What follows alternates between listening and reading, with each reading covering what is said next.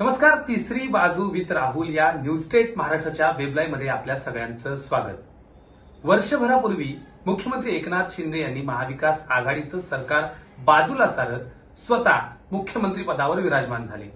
तर दुसऱ्या बाजूला काही दिवसांपूर्वीच अजित पवार यांनी देखील विरोधी बाकावरून सत्तेत सामील होत उपमुख्यपदाची शपथ देखील घेतली. एकटे अजित पवारच नाही तर राष्ट्रवादीतल्या त्यांच्या वगळता 8 मंत्र्यांनी थेट कॅबिनेट मंत्रीपदाची शपथ देखील घेतली. या संपूर्ण पार्श्वभूमीवर ज्या पद्धतीनं राजकीय गणितांमध्ये सर्वाधिक चर्चा होते ती अर्थात पवार विरुद्ध पवार की पवार सोबत पवार, अर्थात मागच्या 1.5 महिन्यांपासून कोणाकडे किती आमदार, कोणाच्याकडे आमदार संख्या किती, राष्ट्रवादीत खरंच 2 गट आहेत का, आणि जर असतील तर या 2 गटांकडे नेमकी ताकद किती. याचाच अर्थ 1.5 महिना उलटूनही 2 पवारांमध्ये हम साथ साथ है की हम आपके हे कोण या दोन्ही प्रश्नांचं उत्तर सामान्य कार्यकर्त्यांना मात्र मिळत नाही. आणि या संपूर्ण पार्श्वभूमीवर सर्वाधिक चर्चेची ठरली ती अर्थात पुण्यातली गुप्त भेट. या संपूर्ण घडामोडींमध्ये आता नेमकं राष्ट्रवादीत काय होणार यातल्या काही थेट मुद्द्यांनुसार या तिसरी बाजूमध्ये आपण चर्चा करणार आहेत.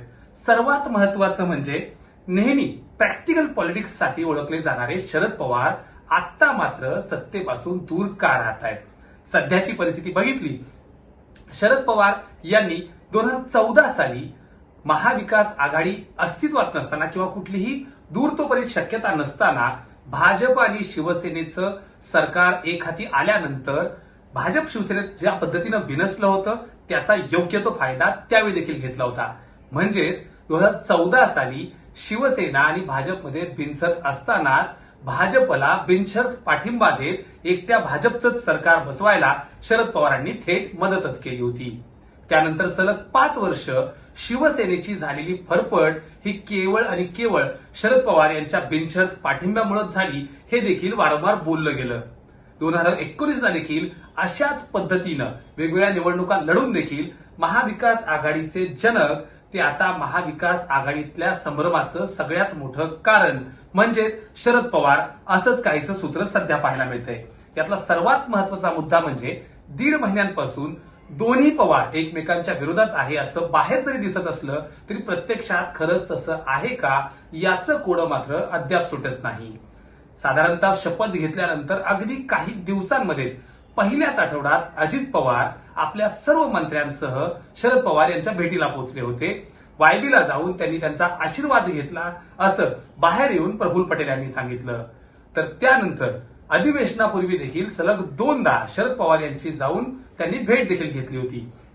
मात्र या सगळ्या भेटी झाल्यानंतर शरद पवार यांनी वारंवार सांगितलं की भाजप सोबत जाण्याचा प्रश्नच येत नाही.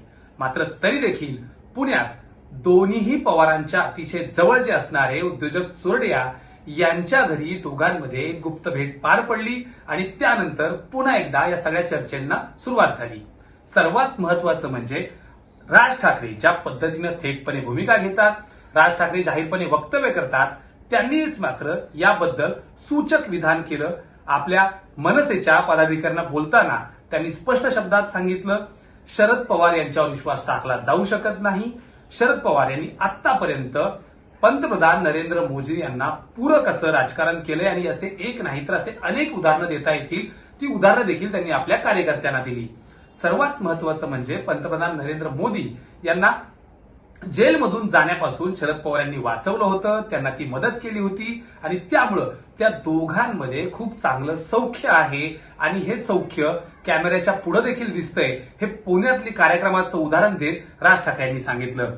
या संपूर्ण प्रकरणात ज्या पद्धतीनं काही उदाहरणं द्यायची झाली तर मागच्या काही दिवसांपासून अजित पवार ज्या पद्धतीनं भाजप सोबत आलेले आहेत, शिवसेना शिंदे सरकार सोबत आलेले आहेत, त्यानुसार शिवसेना आणि भाजप त्यात पवार या दोघांकडून म्हणजे ह्या तिघांकडून मूळ राष्ट्रवादीची रसद जी आहे ती कापण्याचे प्रयत्न सुरू आहेत असं म्हणायला हरकत नाही.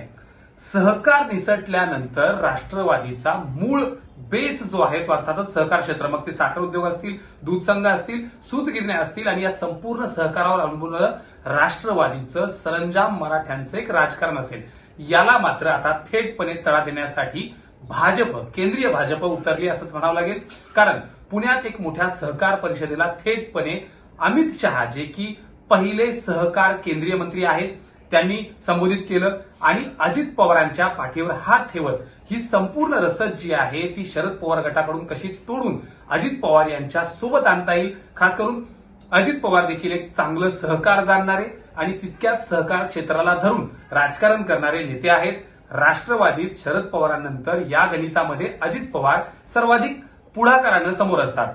याचबरोबर तितक्याच चांगल्या पद्धतीनं सहकार ओळखणारे मातब्बर नेते हे देखील अजित पवारांना आल्यामुळं शरद पवार गटाची चांगलीच गोची झाली आहे. नावं घ्यायची झाली तर दिलीप वळसे पाटील असतील, छगन भुजबळ असतील, याचबरोबर हसन मुश्रीफ सारखा मातब्बर ताकदीचा नेता हा देखील अजित पवारांसोबत आहे. आणि या सगळ्या गोष्टींवर शरद पवार यांच्या सरंजाम किंवा मराठा केंद्रित राजकारणाला मात्र तडा बसण्याची जास्तीत जास्त शक्यता या निमित्तानं निर्माण होतीये. यातली पुढची नीती खास करून शरद पवार यांना राजकारणातलं चाणक्य ज्या ठिकाणी म्हणलं जात होतं तीच चाणक्य नीतीच्या आयडेंटिटीला कुठंतरी फुली बसते की काय अशी सध्याची परिस्थिती निर्माण झाली आहे. एकंदरीत बघितलं तर महाविकास आघाडीच्या सोबत राहून ज्या पद्धतीनं शरद पवार हा राष्ट्रवादीमध्ये थेटपणे 2 गट कबूल करतायत, जर असंच राहिलं तर येत्या काळात दोन्ही गटाला पक्षचिन्ह मिळणं अवघड ठरणार आहे. एकंदरीत एकनाथ शिंदे यांच्या संपूर्णपणे शिवसेनेबद्दल झालेला सगळा इतिहास समोर पाहता स्वतः शरद पवार या सगळ्या कायदेशीर बाबींमध्ये अडकतील का, आणि जर इथपर्यंतच प्रकरण गेलं तर मग यामध्ये दोन्ही गटाला म्हणजेच अजित पवार आणि शरद पवार गटाला दोघांनाही चिन्ह मिळण्याची शक्यता ही खूपच कमी आहे.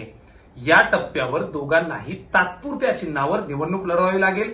कदाचित राष्ट्रवादी अजित पवार गट हा भाजपच्या चिन्हावर निवडणूक लढवू शकतो आणि त्यामुळं याचा मोठा फायदा हा अजित पवार आणि त्यांच्या गटाला देखील होऊ शकतो.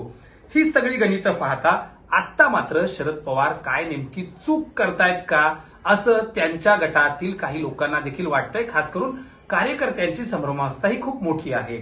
याच्याच पुढचा जो सर्वात महत्वाचा दोन्ही गटासाठी सर्वात महत्वाचा जो मुद्दा मानला जातोय अर्थातच राष्ट्रवादीच्या एका ठराविक भागात असणाऱ्या पॉकेटवर म्हणजेच मराठा वोटरच्या बँकेवर पाणी सोडण्याचा प्रकार शरद पवार गटाकडून होतोय की काय अशी काहीशी परिस्थिती सध्या पाहायला मिळते. महाराष्ट्राच्या राजकारणात मराठा मतदारांचा संख्या जी आहे ती जवळपास 30 ते 32% जास्त आहे. खास करून ही सगळी मतं ही राष्ट्रवादीला सर्वाधिक होत आल्याचे अनेक दाखले इतिहासात अगदी कालपर्वाच्या निवडणुकींपर्यंत देखील पाहायला मिळतात. याच मराठा केंद्रित राजकारणाला या 2 गटांकडून जर फोड झाली तर याचा थेट फटका हा सर्वाधिक शरद पवारला तितकाच अजित पवार गटांना बसू शकतो. कारण ज्या पद्धतीनं अनेक नेत्यांनी अजित पवार गटाची बाजू सांभाळली आहे, मंत्रीपद आहे, सत्ता आहे, सत्तेचं राजकारण हे मराठा केंद्रित राजकारणाला आतापर्यंत पूरक ठरलेलं आहे. आणि या सगळ्या गणितावर जर काही गोंधळ झाला तर मात्र येत्या काळात राष्ट्रवादीच्या दोन्ही गटाला ते परवडणार नसणार आहे. या सगळ्या पार्श्वभूमीवर शरद पवार यांनी अजून एक महत्वाची संधी सोडली आहे, ज्यावर चर्चा जरी होत नसली तरी भाजपसोबत कदाचित केंद्रीय सत्ताधारी राजकारण्यांसोबत जर शरद पवार गेले असते तर केंद्रात सुप्रिया सुळे आणि राज्यात अजित पवार हे दोन्ही समीकरणं जुळवायला त्यांना सोपं गेलं असतं असं राजकीय जाणकार सांगतात. सुप्रिया सुळे यांचं जमिनीवरचं नेतृत्व अद्याप सिद्ध झालेलं नाही, कारण ही बाजू कायम अजित पवार यांनी लावून धरली होती. मात्र महायुतीसोबत जर शरद पवार राहिले असते तर सुप्रिया सुळे यांचं नेतृत्व सिद्ध करण्याची एक चांगली संधी ही शरद पवार आणि सुप्रिया सुळे दोघांना होती. मात्र या सगळ्या निमित्तानं ती मागं पडली आहे. आता मात्र शेवटच्या टप्प्यात अगदी कालची जी भेट झाली ती मात्र शेवटच्या टप्प्यात होती, कारण आता याबद्दल कोणतीही चर्चा होणार नाही, आता याबद्दलची कुठलीही बैठक होणार नाही. स्पष्टपणे स्पष्ट शब्दात भाजप सोबत कुठल्याही परिस्थितीत जाणार नाही असं शरद पवारांनी सांगितलं. आणि त्यामुळं आता ज्या अडचणी आहेत त्या येत्या काळात सुरू होतील. अर्थात राष्ट्रवादीचा उत्तराधिकारी कोण, अजित पवार की सुप्रिया सुळे, शरद पवार गटामध्ये नेतृत्व कोणाला मिळेल, याचबरोबर अजित पवार गटामध्ये त्यांनी स्वतः आपल्याला राष्ट्रीय अध्यक्ष म्हणून घोषित केले, त्यामुळे त्यांच्याकडे ती बाजू राहणारच आहे. मात्र या सगळ्या टप्प्यावर मधल्या काळात ज्या चर्चा वारंवार होत होत्या, अर्थातच जयंत पाटील पुन्हा एकदा संपर्कात आहेत का, जयंत पाटील यांनी अमित शहांची भेट घेतली का, किंवा इतर काही कार्यकर्ते, काही आमदार, काही पदाधिकारी हे देखील अजित पवार यांच्या संपर्कात आहेत का, या सगळ्या चर्चांवर आत्ता थेटपणे जरी उत्तर येत नसलं तरी देखील ज्या पद्धतीनं अजित पवार वित्तमंत्र्याचा पदभार स्वीकारतानाच पहिल्याच बैठकीत आपल्या पक्षातील प्रत्येक आमदाराला, मग तो शरद पवार गटातील असेल किंवा स्वतःच्या गटातील असेल, प्रत्येक आमदाराला, प्रत्येक खासदाराला, या प्रत्येक खासदारांपैकी सुप्रिया सुळे यांना देखील अजित पवार वित्तमंत्रींच्या नात्यानं मातब्बर निधी दिला, सगळ्यांची कामं केली, प्रत्येकाला एक चांगला निधी देऊन आपणच पक्ष नेतृत्वासाठी योग्य आहोत, आपण सत्तेत आहोत आणि येत्या काळात राजकीय डावपेचांसाठी जे सत्ता असणं अपेक्षित आहे त्यासाठी सर्वांनी आपण स्वतःला सिद्ध करू, असा एकंदरीत इशारा किंवा एकंदरीत सूचक सल्ला हा इतर सगळ्यांना दिलाय. चर्चा थांबलीये, मात्र येत्या काळात ही गणितं कशा पद्धतीने बदलतायत. तुर्तास न्यूज स्ट्रेटच्या या वेबलाईव्हमध्ये तिसरी बाजूमध्ये आपण एवढंच सांगतोय की ज्या पद्धतीनं आत्ताची समीकरणं दिसतायत त्या पद्धतीनं येत्या काळातली समीकरणं ताकदीनं बदलू शकतात आणि ही समीकरणं बदलल्यानंतर या दोघांमधला वाद किती विकोपाला जातोय इतकंच नाही तर शरद पवारांच्या विरुद्ध जर अजित पवार ताकदीनं उभा राहिले तर ते स्वतःला उत्तराधिकारी सिद्ध करतील का हे पाहणं निश्चितच महत्वाचं ठरणार आहे. तुर्तास इतकंच. न्यूज स्टेटच्या पुढच्या लाईव्हमध्ये लवकरच भेटूयात. धन्यवाद.